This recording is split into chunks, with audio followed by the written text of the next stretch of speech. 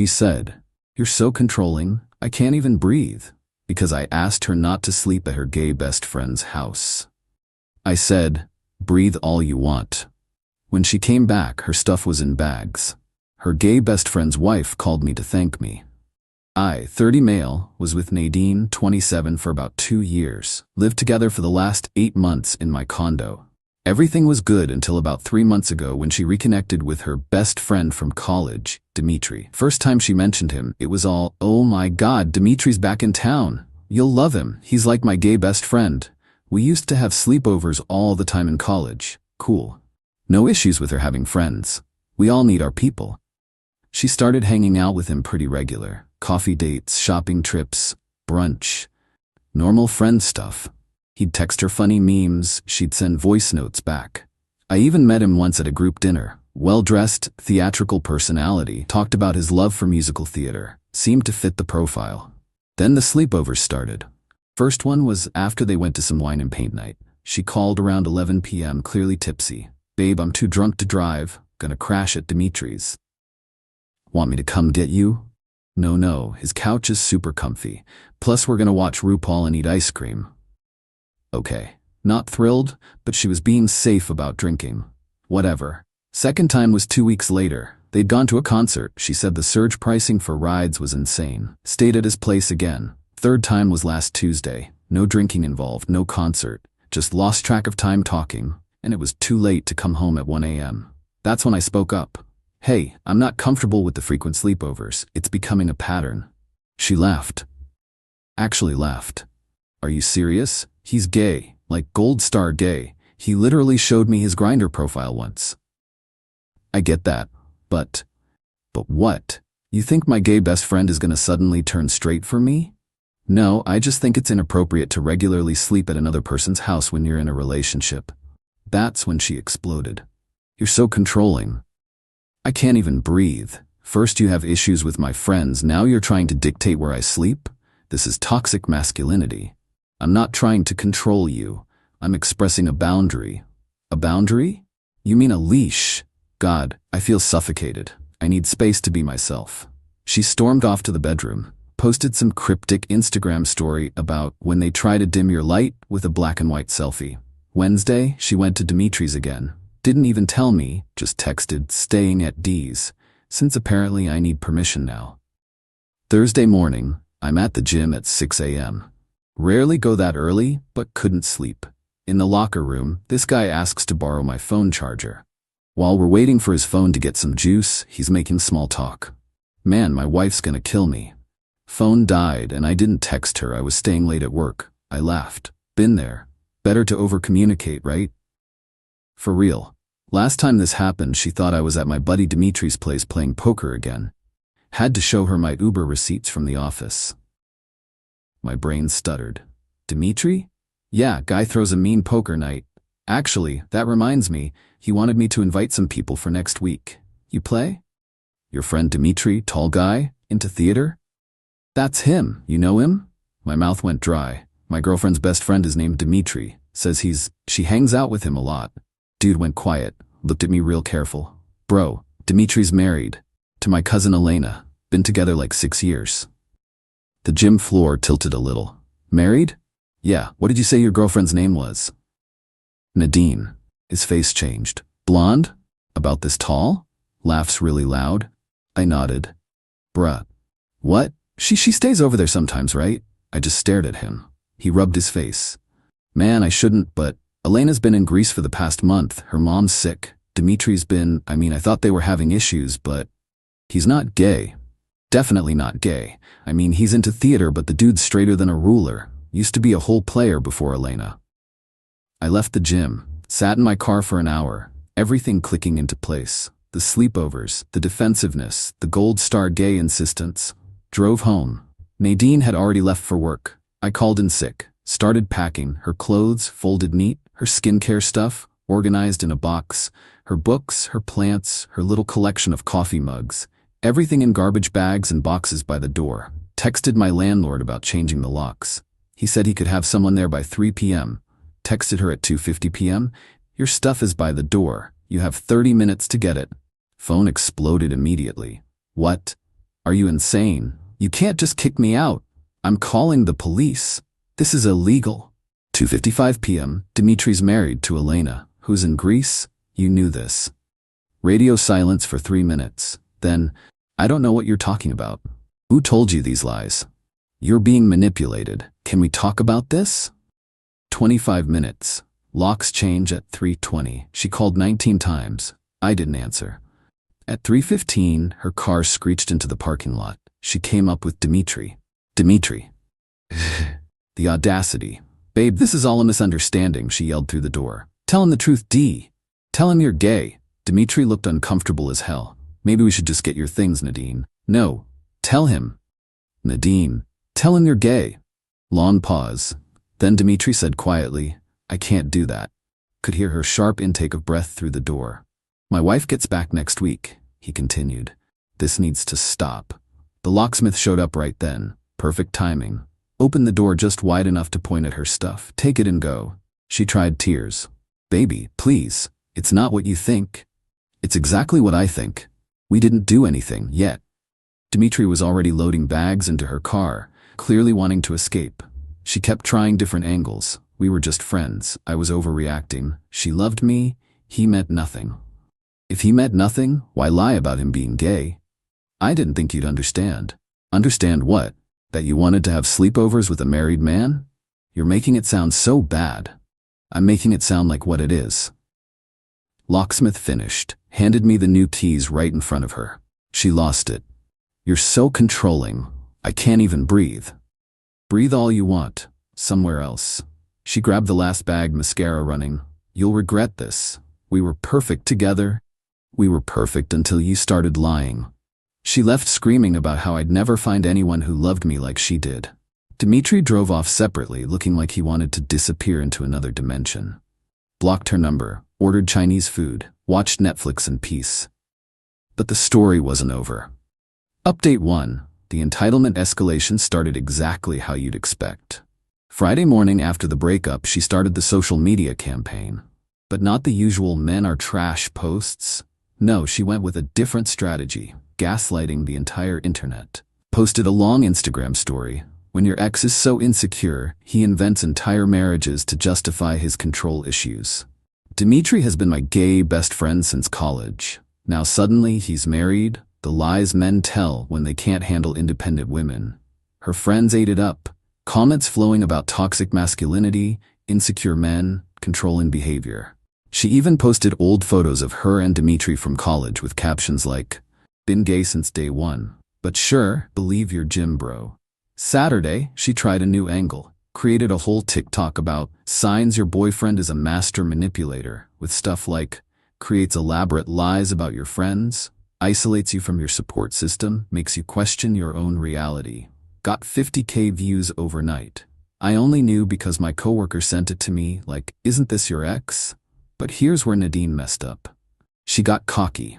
Sunday, she posted a story from Dimitri's apartment. Wine glasses, Netflix on the TV, caption, real friends don't abandon you because of someone else's delusions. Except, she tagged the location, and one of Elena's friends saw it. Monday morning, I get a call from an unknown number. Almost didn't answer, but something told me to pick up. Hello? Hi, is this Mason? Yes? This is Elena, Dimitri's wife. My stomach dropped. Oh, hi. I think we need to talk. We met at a coffee shop. Elena looked exhausted. Just flew back from Greece early because her friend sent her Nadine's posts.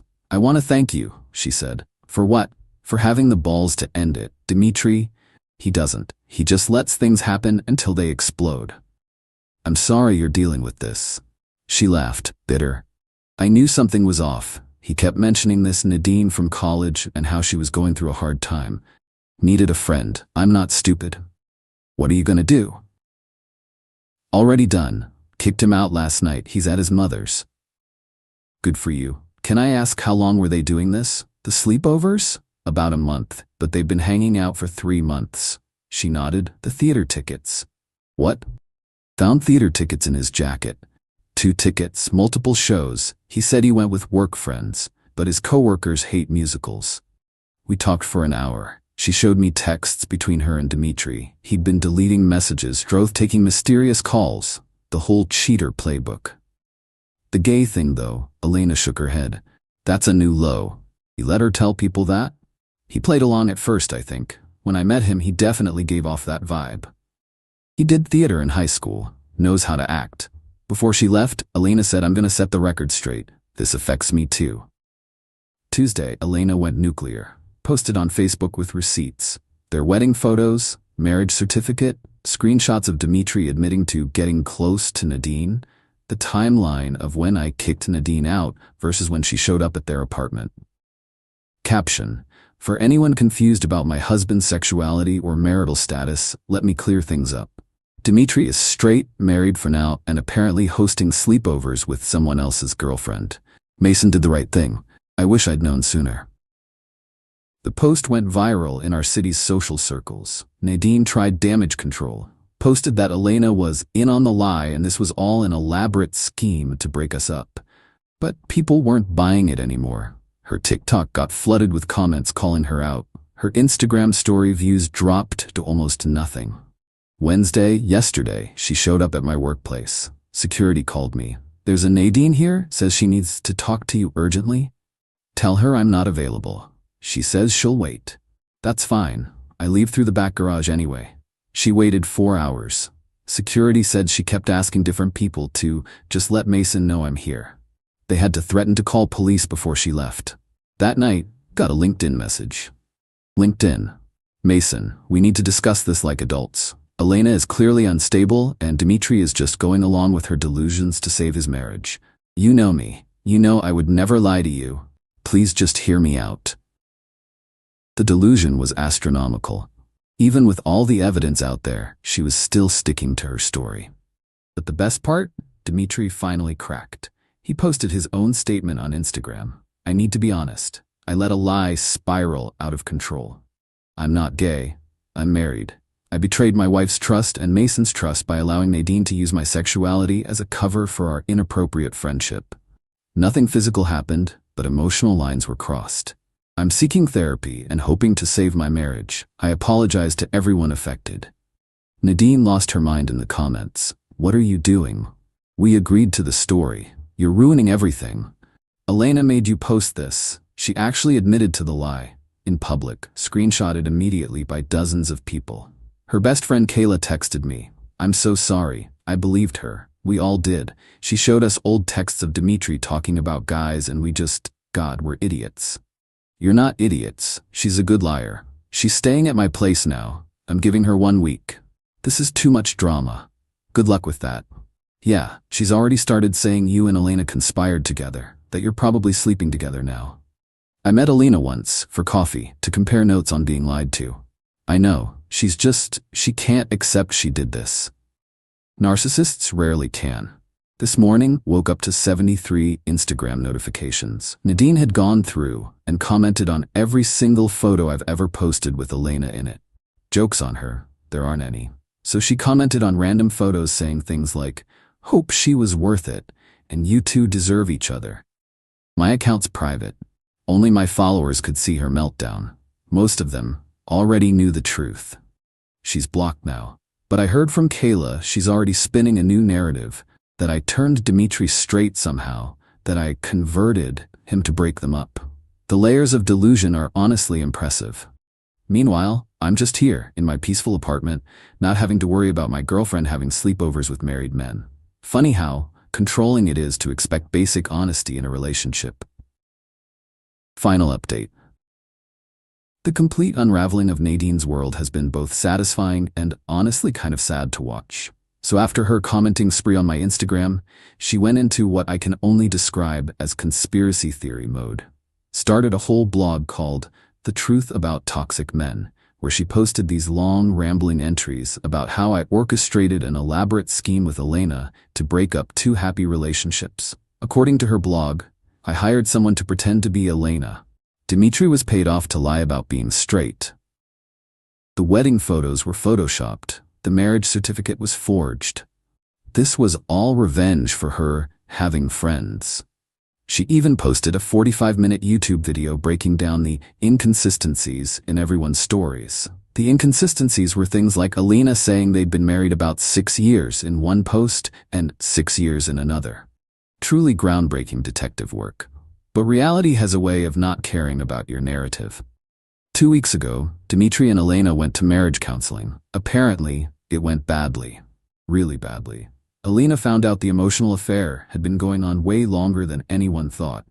Dmitry had been texting Nadine for over a year, since before she and I even started dating. Elena filed for divorce. Posted about it simply. Sometimes therapy shows you exactly why things can't be fixed. Starting fresh. Nadine saw this as vindication. Posted everywhere that Elena was abandoning her marriage because she couldn't handle the truth. Said the divorce proved Dmitry was gay all along and just needed to be free. Then Dmitry shut that down real quick. He started dating someone new. A woman. Posted photos with her and everything. Caption: moving forward with someone who values honesty. Nadine's reaction was nuclear. She made 8 different posts about how this new woman was clearly an actress I hired. When people pointed out that made no sense, she pivoted to saying Dmitry was performing heterosexuality because of societal pressure. The woman, Bethany, wasn't having it. She commented on one of Nadine's posts, "I'm real, I'm not an actress, and Dmitry told me all about you. The only performance here is you pretending to be a victim. Seek help." That's when Nadine made her biggest mistake. She decided to go after Bethany professionally. Found out where she worked, a dental office, and left reviews saying Bethany was a homewrecker and husband stealer who participated in conversation therapy. The dental office had cameras. Nadine showed up in person to complain about Bethany. They called the cops. She got trespassed. But here's where it gets worse for her.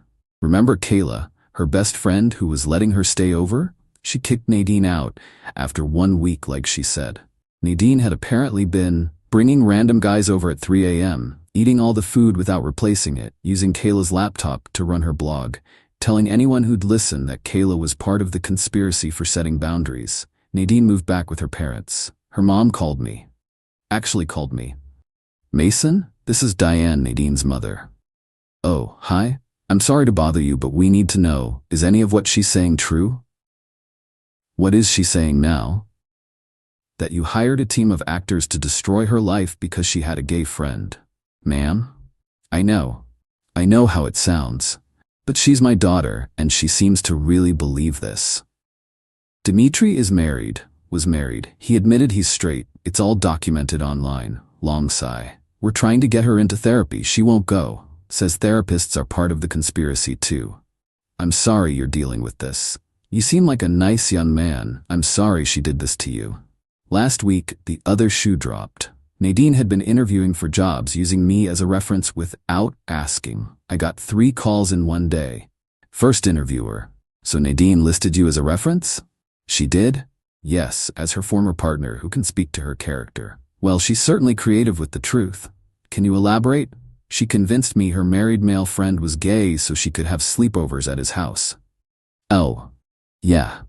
Second interviewer was even better. Nadine had listed me as her former business partner in some made-up marketing company. I've never run a business with her. "She said you co-founded NM Digital Solutions?"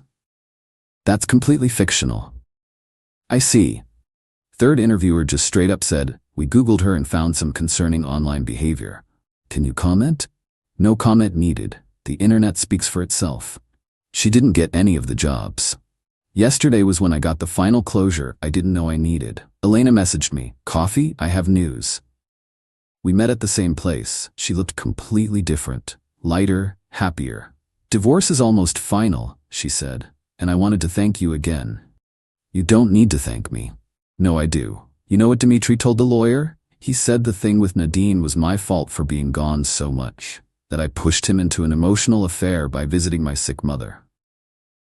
Wow. Right? And here's the kicker. He's been telling people that Nadine seduced him, that she pretended to be a lesbian to get close to him. She's saying he's gay, he's saying she's gay. Nobody can keep their story straight. We both laughed at the unintended pun.